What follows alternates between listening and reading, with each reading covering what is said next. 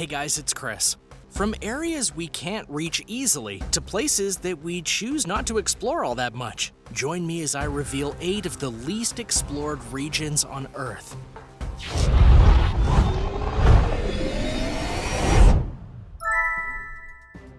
Number 8. Antarctica. Of the 7 continents on our planet called Earth, only one isn't inhabited by a massive population of humans or animals, and that's Antarctica. Which begs the question, why is it a continent if it's unexplored and uninhabited for the most part? The basic answer is because of its massive size. The continent of Antarctica contains 5.4 million square miles of land, so while humans don't really take part in living there, there are plenty of animals that are there, such as penguins, seals, and a whole bunch of invertebrate animals. It's just not to the level of other continents. There have been many expeditions to Antarctica, and some stations have even been set up there. But because of the freezing cold temperatures, dangerous winds, thin ice, and the wildlife, it can be near impossible to go and do exploring in the wild area. Not to mention, while it would be interesting to fully study the continent, at present there's no logical reason to do so outside of curiosity or scientific study. Antarctica is known for its drastically cold weather, of which it records the coldest temperatures in history. And though it is known for holding certain treasures like meteorites from space, getting to them can be very dangerous. And without the proper gear and team, you will not survive the terrain. And that's not to say that at one point in the near future, we'll be better able to explore Antarctica. But for now, it's a cold and desolate wasteland in many respects that people don't wish to approach too closely. Number 7. Gangapunsum. Pop quiz, what's the tallest mountain in the world? Well, the answer is Mount Everest. But here's a follow-up question. What is the tallest unclimbed mountain in the world? The answer is Gangapunsum in Bhutan. At 24,835 feet tall, only 5,000-ish feet less than Everest, this mountain is massive, and it's one that has never been reached in terms of getting to the summit. Truth be told, only 4 expeditions have ever been attempted on this mountain, and all of them failed for various reasons, including weather and not being able to survive without going back. Due to this, the government of Bhutan has made it unclimbable via their laws. First, because it's dangerous, and the country doesn't have a lot of resources for rescue missions. The other reason is because in the nation, Gangapunsum is sacred, and thus it should be respected. Due to that, the tops of the mountains are unexplored, and any potential life that is up there is at present unknown.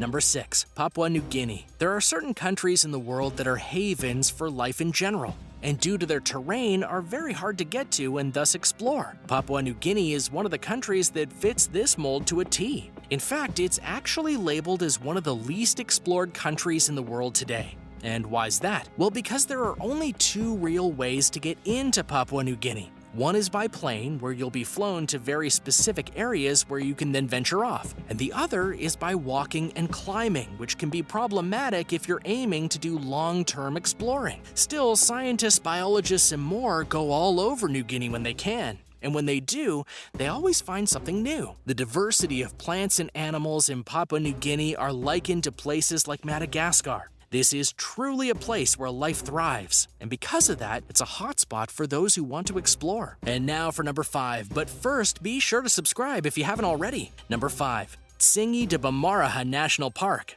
It may seem odd that a national park is one that is a least explored area, usually because such an area would have to be explored in part in order to be sanctioned as a national park, right? Well, it's not that simple at times. And Tsingy de Bamaraha National Park in Madagascar is one such example of that. The park itself is 600 square miles of land on the western edge of the island nation. But what makes it special is that it's covered in limestone of various sizes, caused by millennia of erosion and other weather effects. To put it bluntly, Tsingy de Bamaraha National Park isn't so much a park as a fortress of stone in many respects. There are some forests within it, but there are just as many gorges, canyons, and more. That is part of the reason why the park is what it is, because within this fortress is a plethora of animals and plants that can't be found anywhere else in the world. So the formation of the park is designed to protect them. Furthermore, the reason it's mostly unexplored is because only the southern part of the park is open to tourism, and the rest is deemed off limits. Number 4. Namibia. The population of a country can help determine how explored it is. So when it comes to Namibia, it makes sense why it's not explored that much. There are only 2.2 million people filling up the 300,000 square miles of land. It's the least populated country in Africa, and one of the least populated countries in the entire world. Because of this, as well as their strict laws and constitutions, there are many sections of the country that are very much unknown and unexplored. The people of Namibia are so concerned with the protection of their land that they've woven it into their laws. And their laws that they enforce very heavily. If a detailed expedition was done of the country, there's little doubt that new life would be found. Number 3. The Amazon rainforest. When you consider the amount of animal and plant life in it, the Amazon rainforest is actually one of the most populated places on Earth. It's a source of awe and wonder for many, and because of its 2.5 million square mile size, it's largely unexplored, though there have been many attempts to fully map it out. Over the course of history, there have been many expeditions into the Amazon rainforest, and many have found wondrous things, but they've also found fickle weather, loads of dangerous animals and plants, and constantly changing conditions that force people to turn back and return from where they came. And that's even if you were able to make it back due to all the dangers present. Exploring the Amazon doesn't just require basic survival skills. It requires preparation on a really grand scale. Yet even with that preparation, explorers are pushed back all the time because of what the rainforest can bring on a moment's notice. The rain season is all year, which can cause the Amazon River to flood. There are loads of insects that can bite you and cause diseases. And this speaks nothing of the jaguars, anacondas, piranhas, and more that will have no problem making your life miserable should you try to explore the place. Despite all of these dangers, the work continues to try and fully explore the Amazon. But whether that'll actually happen is something that no one can say for certain. The irony here, though, is that the Amazon is slowly being chopped down bit by bit, and that is technically making it easier to explore at the sacrifice of nature. Number 2. Mariana Trench. In terms of mystery, as well as being a least explored place on Earth, few places are as deep and unexplored as the Mariana Trench. This is mainly because the trench is 36,000 feet below sea level. It's so deep that if you don't have a specially made craft, the pressure of the ocean would crush you in an instant. Furthermore, because of how deep it is, there's no light from the sun or sky that reaches down there. So thus the only lights you'll have are the ones that you bring with you on your ship. Fun fact, only 4 humans in history have ever been able to go down to the Mariana Trench. The first 2 were in 1960. Swiss oceanographer Jacques Piccard and USN Lieutenant Don Walsh went down in a special submarine, and are, in fact, the 2 humans to go the deepest into the ocean. However, they only lasted about 20 minutes before their submarine had to be surfaced because of the pressure of the ocean.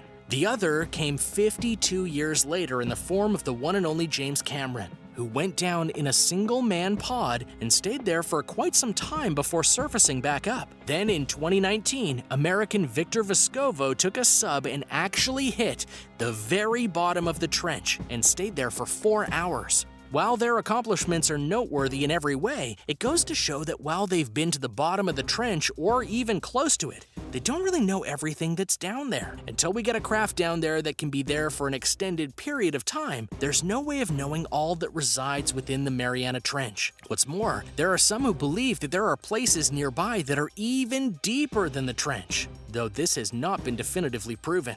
Number 1. Bermuda Triangle. The Bermuda Triangle is a place of legend and horror, and also one of the greatest places of mystery in the world. Many bad things have happened in this area over the course of history, and very few of them have been explained in a manner that makes sense. Though technically we know the area of the triangle, whether it's truly been fully explored is a bit up for debate. The triangle itself consists of a massive area connected by points of Bermuda, Miami, and Puerto Rico. This massive span of water, which at max is said to span 1.5 million square miles, is why it may be less explored than you might think. But what everyone talks about with this area is how lots of mysterious and odd things have happened here. More specifically, countless ships and planes have gone down, taking their passengers with them never to be seen again. Now, unlike an area like the Bering Sea, which is known to have some of the roughest weather in the world, the Bermuda Triangle doesn't have that. It can have rough waters and weather, but it's not a constant, and nor is it something that should be expected should you try and go there. Going back to the topic at hand, every time one of these planes or ships have gone down, many areas of the triangle were explored and yet nothing was found, or nothing definitive was found anyways. So what is it about this place that makes things vanish without a trace? Plus, if we really have explored the triangle to its fullest, why haven't we been able to find anything from these downed planes and ships? Scientists haven't been able to truly crack the mystery surrounding the area, and the explanations they have given for some of the cases don't really track with the evidence. While it's true that many people go into the triangle and come back fine, it's something that many people like me would be fine to avoid, especially since there are literally tons of places within the 1.5 million square miles of the triangle for you to get caught up in something weird. Well, thanks for watching. What did you think of these regions of the world we've barely touched? Which one gets your interest the most? Do you know of any other regions that could have been on the list? Let me know in the comments below. Be sure to subscribe to World List, and I'll see you next time on the channel.